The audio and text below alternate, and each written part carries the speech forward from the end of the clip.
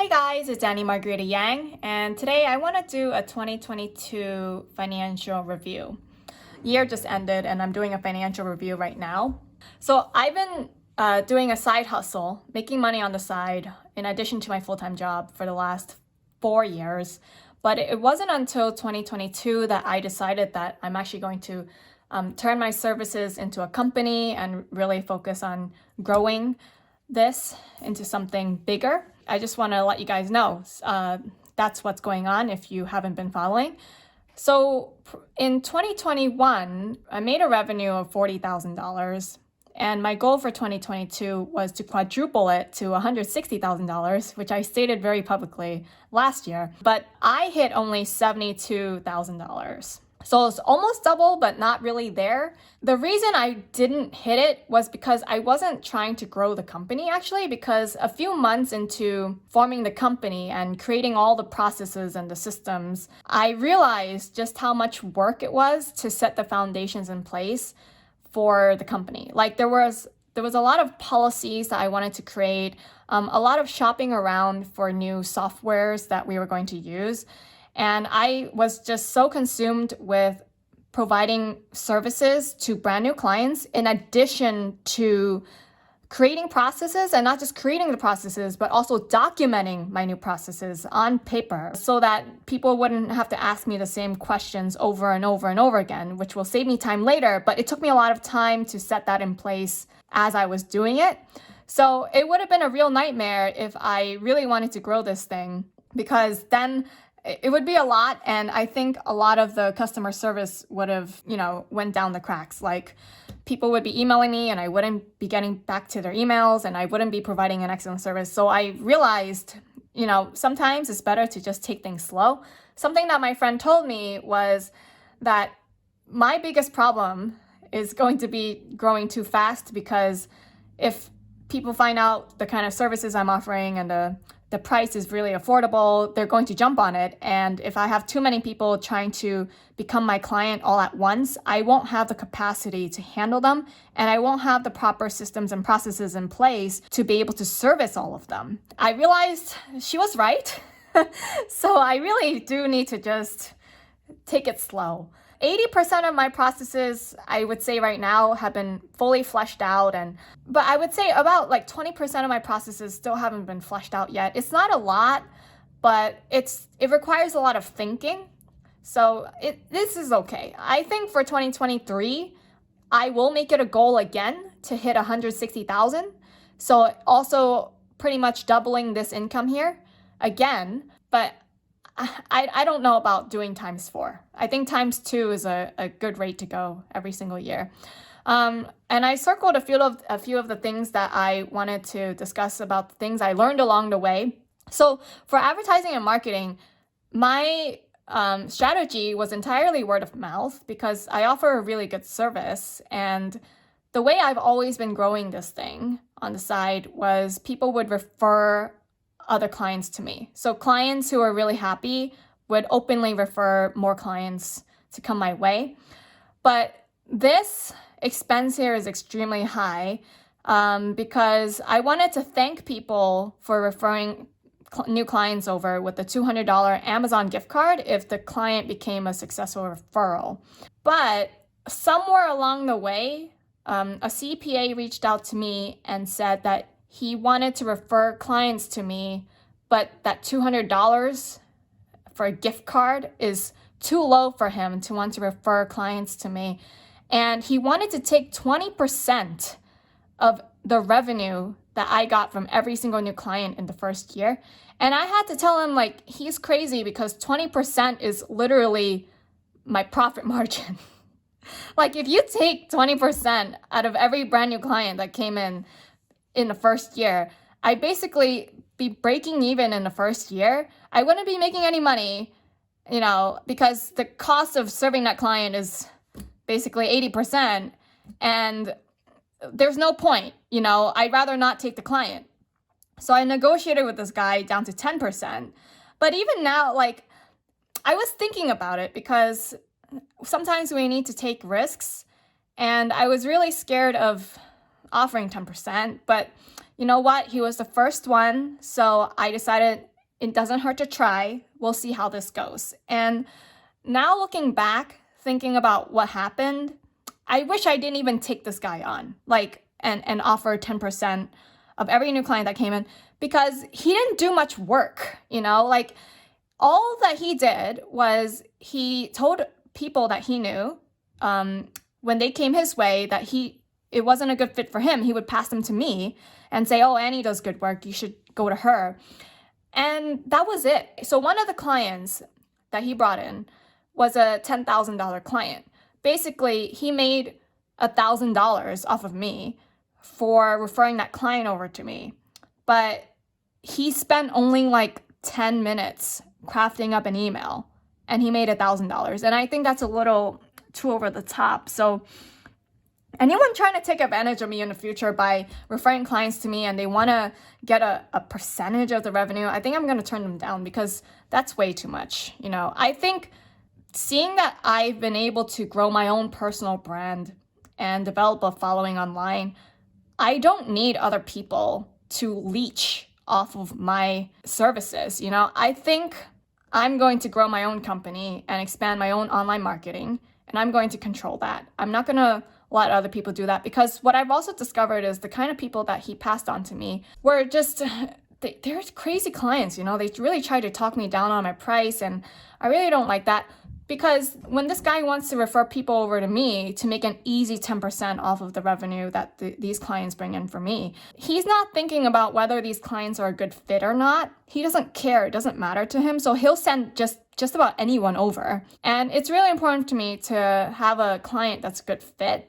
But because it doesn't matter to him, he just sends anyone over. And I was not okay with that. But you know what? It was a risk I was willing to take on to see how it goes. And I think it's just not working out. So I won't do that again in the future. But, I learned from my mistake. The other mistake here, it's a very small mistake, $20. But this $20 was a 1 to 2 month subscription that I spent on the Harvard Business Review and the Wall Street Journal. So this was in the beginning of last year when I had just started this whole thing, and I didn't know where I should learn more about how to run a business. So one of the things that I kept seeing online was you should read the Harvard Business Review and you should read the news from the Wall Street Journal. And I just realized a lot of those content, it's not in depth enough for me to get any real value out of it. And also they're quickly written by people just to get eyeballs and for advertising and stuff like that. So they're just not helpful. And a lot of the content is catered to big corporations, which I'm really not that. I'm very much a small business. And I just realized it was a waste of my time reading that kind of stuff, because it's just so irrelevant to running a small business. So I just canceled that right away. Wall Street Journal, in particular, makes it extremely difficult for you to cancel your subscription online. You need to call them to cancel. But if you change your billing address to something in California, then all of a sudden, because of the law in California, they are forced to allow you to cancel online when you log in. So I changed it to a McDonald's somewhere in California, and I was able to cancel it, no problem whatsoever. So that's just a tip for you guys. Payroll processing fees. So I didn't realize just how expensive it was to hire international employees. I can explain more about how international payroll works, but it's totally different from how it works here in the US. So if you hire a US worker, you pay a monthly fee. Let's say it's $47 a month for Gusto, or let's say $100 a month for ADP. You just enter the employees in there yourself, and then you can run payroll, yada, yada. Basically, all of the payroll processing companies here in the United States, they charge you a flat monthly fee, and then an additional fee per employee you're running payroll for. I always thought it was expensive, but I realized actually the payroll processing fee for running in the United States is not that expensive at all when you compare it to doing payroll internationally. To run payroll internationally, it's minimum $200 per employee per month. So basically, when you hire an employee overseas and you want to legally pay them, not as a contractor, but actually get taxes taken out of their pay and have the tax go to the government and stuff like that, it's minimum $200 a month per person. So Basically, every time you hire just one new employee, it is at least $2,400 a year to do that person's payroll. That doesn't already include the taxes, the additional taxes and the benefits you have to pay. So actually, it's quite expensive, but I was willing to pay that because I want to attract the best talent. And if the best talent happens to be somebody living in another country, I think it's a small price to pay to have talented people on your team. Consultation services. So halfway through the year, I got really busy. It was sometime in June, July, when I got a new client, and it was so much work that I needed to hire people. I hired 2 people to be on my staff in July. But so while I was interviewing candidates, I discovered that one of the candidates who I didn't want to hire, she did have a really good talent in reading quickly, basically, because she was a master's degree student looking for a part-time job. So she reads books really quickly. She's such an avid book reader. And seeing that I didn't have a lot of time on my hands anymore, trying to set up all these processes, hire new people, serve new clients and stuff like that, I decided to outsource my reading to her. So prior to that, you guys know I made an entire reading list to read, 1 or 2 books a week. That's a little ambitious. I realized I can get away with reading 1 new book every week and a half. But okay, so I wanted her to read books for me on how to build an outstanding remote work culture, because I had just hired these 2 new people. And I wanted to get this right from the beginning. I want to build an amazing work culture, but I can't do that without having the right information. And a lot of the information that's written online for free on the internet that you can read, those are written by content writers who have no idea what they're talking about.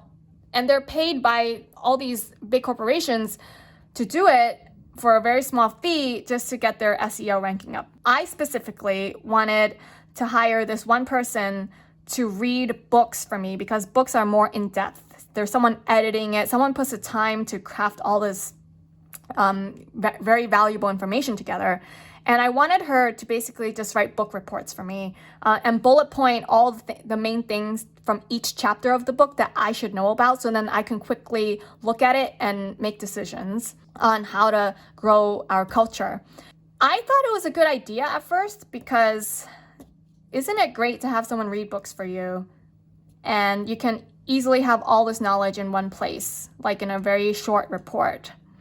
One of the problems was from the very get-go in the first report, she was very focused on making the report look pretty. I don't care how pretty a report is. What's more important to me is the information inside the report. And I asked her, how many hours, according to this bill you're giving me, was for making the report look pretty? And she told me that she spent 5 hours making the report look pretty.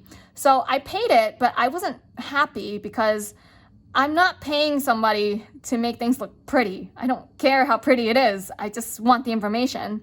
So I explained to her, don't do that again in the future. And I told her I just want a very plain text, black and white, no designs on the report kind of thing, just bullet points. I don't need whole paragraphs. I told her not to do that for the future reports, but in the future reports, she still made it pretty with paragraphs when I really just wanted bullet points, concise ideas that I can reference, but she didn't do that. And also, I realized that the kind of things that I would consider important. So when I read a book, I'm looking for ideas that I've never come across before that I can implement.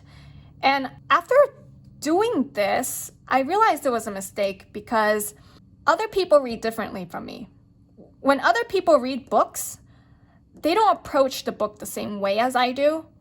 And the kind of information that they would consider to be important is completely different from the kind of information that I consider to be important, because she read 5 books for me. So I paid her $2,100 to read 5 books for me and write book reports. I actually went back when I had more time and I read those same books that I assigned to her. And the kind of takeaways that I walked away from reading those 5 books was totally different from what she had put on the report. So I can't outsource my reading, basically. If I want to get better at anything I do, I'm going to have to do my own reading. now thinking about it, all these subscription-based services these days that you see where they're trendy now, right? You don't have to read the book anymore. They have this condensed, shortened version of the real book that you can just read and get the information from. I realized, maybe I haven't tried those services myself, but I realized maybe they're not so helpful after all. You really cannot outsource and delegate your reading. Your reading is what will develop your critical thinking and your problem-solving ability. So don't do it, guys. Don't pay $2,000 like I did. I regret it, but I learned, and I won't make that same mistake ever again in the future. Oh, yeah. I also want to say another third point about outsourcing your reading is I realized that there were a lot of, so I made a list of 20 best books to read on building a remote work culture. And I actually read about 15 of the 20 on that list at this point.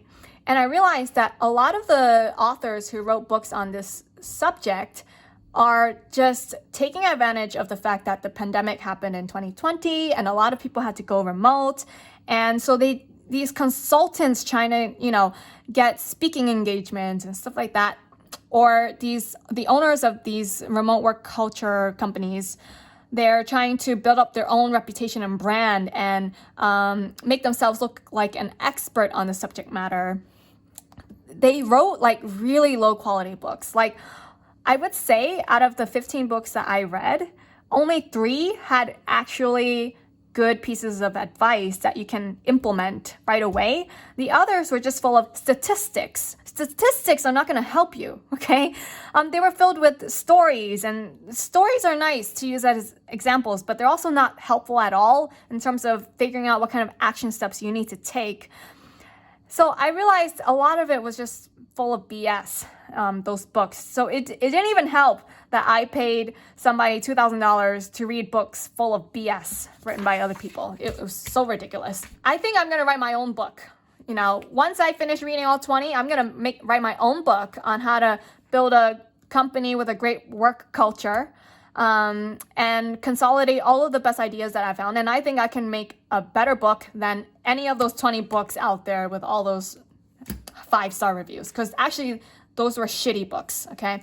Rent and lease. This was a WeWork subscription. I did a WeWork subscription from January through March because I thought I'm working fully remote. I get lonely sometimes being at home and I would like to leave the house. So I signed up for a 3-month contract with WeWork, and then I realized at the end of it, totally a waste of my money because I almost never went. It's too much of a hassle for me to commute into the city just to sit inside an office and get my work done. Even though the office looked really nice and fancy in a high-rise building with an excellent view of the Boston Common outside, still not worth the money. So I canceled it, and I won't make that kind of mistake ever again. Software subscriptions. So at first, software expenses was just actually one big category, but then I realized it wasn't really helpful for me to analyze the finances and to see exactly how much was my cost when it's just this one category. So I went back and I broke all of it down into different kinds of software, because some softwares, they bill differently. Some softwares, they bill with a flat rate for a set number of users. So for example, let's say a training manual software will charge you flat $50 a month up to 5 users. Well, okay, so once I get up to 6 users, I'm going to have to pay for the plan that charges me for 10 users, right? So I had to make this flat rate limited users subcategory, because then if I ever want to hire more people, I'm going to have a better idea of what my cost will be, because I know once I hit the 6 user threshold, I'm going to have to pay for 10 users worth. So for all of the softwares in this category to help me make my calculations much easier. Flat rate. Some softwares, they just charge you a flat monthly rate and they'll give you an unlimited amount of users. That's the best one, because as you hire more people, your cost will stay exactly the same every single month. The only drawback is, that's actually how I was shopping. When I was shopping for softwares, I would compare and see which ones had the unlimited user option. So then I could just straight up buy this right away. But for example, Basecamp is unlimited users for $99 a month. Actually, I didn't have to go with Basecamp for 99 users a month because I only need 3 users at the moment. But the thing is, it's going to be $99 a month for the rest of my life. They're going to raise the price. But even if I had 100 users later on, I'm still paying $99 a month.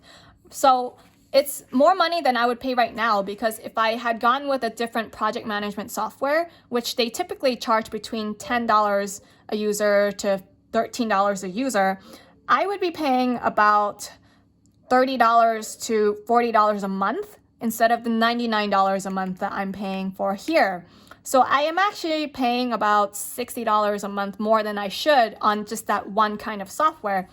But I decided to go with that instead and get it right from the beginning. Even though it costs me more money right now, it'll be cheaper in the long run, and I don't have to retrain people on how to use the software, because if they've been using the software from the beginning, we have the systems and the processes in place, and everything on how to do something is documented. So I'd rather have that and pay a little extra now while I only have a team of 3 than having to make the switch much later. So that's what this unlimited users is. Well, there's actually some software only I will use. Like, other people will never use it. It's only for my use. I actually don't even remember what kind of softwares are in this category, but there was some softwares that only I will use. So the cost will also stay the same regardless of how many people I hire in the future. So that's what this was for.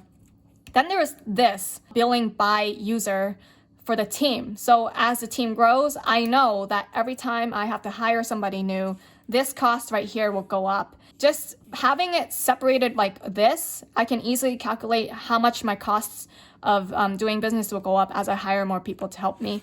And then there's just these like one-time software licenses. So this as well, because we update our training manual very often, and I make my employees document their job, which means I need to have a screen capturing software, like screenshots. And so every time I hire somebody new, I'm gonna have to buy a new license. So this is also one time, but at least it's only one time, right? But I do have to pay like $60, $55 a month. $55 one-time fee every time I hire someone brand new for that software license. So that brings me to net operating income of $25,000. So I brought in this much. I brought in 72. But after all these expenses, I'm left with 25. I'm okay. I won't lie. I think I actually did pretty well for myself. My phone is what's recording this video right now, so I can't just pull up the calculator app and tell you what the percentage is for the profit. But I wanted to put the charitable donations line item down here because it's not actually required for me to operate my business. It's my goal for my company to always take this number and donate 5% of it to charity because I believe in giving back. I think the more we give back, the more you receive in the future. You might not receive from the same person, but I think it's just like the law of money in general. The more generous you are, the more will be returned to you. I want to make it a point, even from the first year when I'm not making that much money, guys. I'm only making $25,000 in profit here, to still be very deliberate about, even when it's really small, to donate 5% every single year, no matter what. And then the corporate income tax, actually, this is not what it should be because this is just an estimated amount until I have to file the tax return. But guys, corporate income tax for federal is actually 15%. For federal, and then in my state it's 8%. So this is Fed and this is state, along with 5% charity. So at all times, this 25 profit, right, is actually 28% of it goes to tax and charity. So, and then that's what I have left. But yeah. Oh, I forgot to mention 2 more things. Well, this is from my own perspective about from watching how things turned out for a lot of small businesses after the pandemic hit. I think a lot of small businesses, they went out of business because they couldn't manage their cash flow. And I would never want something like that to happen to me. And from my experience of doing personal finance, something that I've realized is that a lot of the emergencies we have when it comes to our own personal finances, they're not really emergencies if you have an emergency fund in place. I found that when you have an emergency fund in place, a lot of unplanned for expenses that come up, they're just like no big deal anymore. It's not stressful, right? When something comes up, you're just like, oh, let me just take the money from here and I'll just pay it. And I'm wondering to myself, well, this is based on my first year period and based on my experience so far. What if business is the same? What if like running a company and growing a company is just like personal finance, but on a massive scale? I haven't fully confirmed this yet, so I'm not fully sure. I might only find this out, let's say 10 years from now. But I've decided take this number here, the top line revenue, and 10% of it gets transferred into a savings account for this business every single year, right? So this year I transferred $7,280 into the savings account because I made this much money.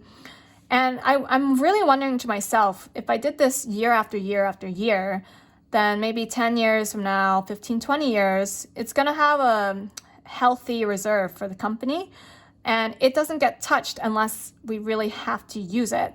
Like, let's say something happens all of a sudden that affects our ability to make payroll. I'm not in some sort of like crazy cash crunch. I can just take the money from the reserve and make payroll, right? I found that like a lot of small businesses, because they don't have that kind of reserve, just like an average person, they live paycheck to paycheck. And then something happens that will affect their cash flow somewhere here, or something gets more expensive, and they're not able to cover all of their expenses. And all of a sudden, they need to go to the bank and they ask the bank for money. And then the bank goes, well, give me your financial reports. And then it takes a while for the bank to give them the loan, right? To get the loan approved and get the funds into their business checking account. If you're not able to manage that period where you're waiting for the loan money to come in, I mean, it's going to be really stressful. How are you going to make these expenses meet, right? And then on top of that, when you take out a loan from the bank for a reason like that, where you just don't have enough cash to meet all your obligations and to operate your company, you're going to be paying a lot of money in interest to the bank. So I feel like it also just makes your financial position worse because you're paying more money in interest. It's affecting your profit here, right? So I could be wrong, but I'm just doing this because that's what I feel in my heart is the right thing to do, to be financially prudent from year one. So that's what I'm doing. And then another thing, I realized actually after I printed this out that I didn't buy professional liability insurance, which I have to do. So that's something I have to do in 2023. I have to get insurance for this company. And on average, insurance is 1%. So this number here, insurance is based on your revenue. It's not based on your profit. So it's based on this top line here. And on average, it's 1%. Or at least for me, I think it's going to be 1%. I'm not really sure. I have to get quotes and find out. But I feel like insurance is even worse than tax because at least tax is based on what you have left over. Insurance is based on straight up what you brought in. So regardless of how much it grows, even if my profit was lowered and I made less down here, right? I would still have to pay the same amount for insurance because insurance is based on how much I brought in. So if I brought in $100,000, insurance would be $1,000. 1 million is 10 times 100,000. So if I brought in $1 million, the insurance would be $10,000 a year, right? It goes up regardless. It's sneaky. You gotta be careful of that number here. I say this because my boss, for the last however many years, the numbers that he's been submitting to the insurance, he always thought it was profit. So he always gave the profit number and his insurance was based on this number down here. A few weeks ago, we got a letter in the mail asking for the revenue of the last 12 months. It came in the office. I got the letter. It didn't go to my boss. And I decided to fill out the form on his behalf because I know he's a really busy guy. I wanted to save him some time. I went in the QuickBooks and then I printed out the profit loss just like this. I looked at the top revenue number. the form from the insurance specifically asked for the top line revenue. And I wrote it in for him, and then I just asked him to sign the bottom and just like confirm it looks correct.